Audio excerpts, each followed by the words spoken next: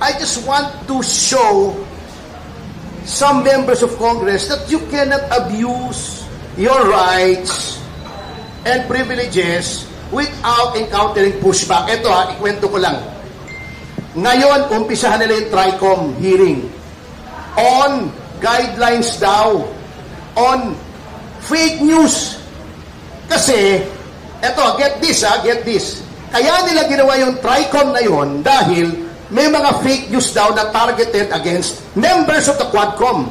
Unang-una, kung alam mo ang iyong konstitusyon, you cannot do that. You cannot start legislation for the benefit of a particular class of people. That is class legislation that is prohibited under the Constitution. Hindi pwedeng gagawa kami ng batas para sa amin lang. That's unallowable class legislation. Gagawa ka ng batas, mag-iimbestiga ka dahil kinikriticize ang Quadcom. Saang planeta na naman pwede yan? Baka sa alternate universe. Hindi po pwede yun.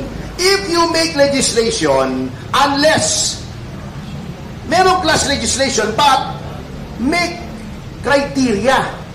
You cannot make legislation just to benefit a particular set of people. Basahin nyo yung si Baroque. Sino yung apelido ni Baroque? Yung tracker na laging nagdidemanda sa Supreme Court. Yung against the Truth Commission na kinonstitute ni Noynoy.